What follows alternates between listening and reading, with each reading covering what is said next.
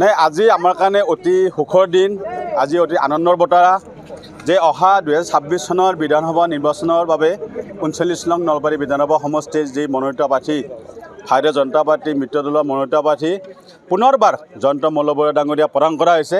আজি আমি তেখেতৰ নাম যেতিয়া প্ৰকাশ হ'লে আমি অতিকৈ আনন্দিত হৈছোঁ। সকলো কাৰ্যকৰ্তা, সকলো নেতা কৰ্মী সকলোৱে আজি উৎফুল্লিত তেখেতক আজি মনোনীত প্ৰাৰ্থী আজি হিচাপে প্ৰক্ষেপ কৰাৰ বাবে। ইয়াত কংগ্ৰেছৰ কিবা প্ৰত্যাহ্বান হ'ব পাৰে নেকি? একেবাৰে নহয়, কংগ্ৰেছক ইতিমধ্যে ৰাইজে প্ৰত্যাখ্যান কৰিছে।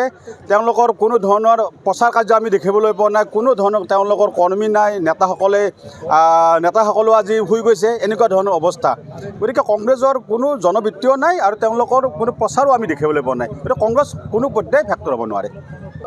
আজি আমি বহুত উৎসাহিত হৈ আছোঁ। আপোনালোকে নিশ্চয় দেখিছে এক উলাহ মালাহৰ পৰিৱেশ নলবাৰী সমষ্টিত দেখা গৈছে যে আমি জয়ন্ত মল্লবৰুৱা ডাঙৰীয়াক বিপুল ভোটত জয়যুক্ত কৰি আমি তেখেতক নলবাৰী সমষ্টিৰ বাবে আকৌ এবাৰ বিধায়ক ৰূপে আনিম।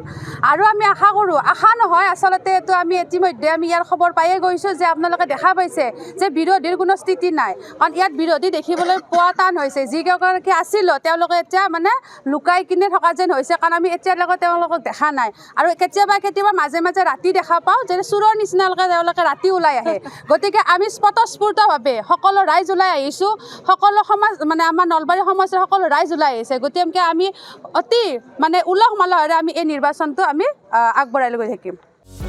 যিকোনো খবৰৰ বাবে যোগাযোগ কৰক আমাৰ এই নম্বৰত 9181 307 2221।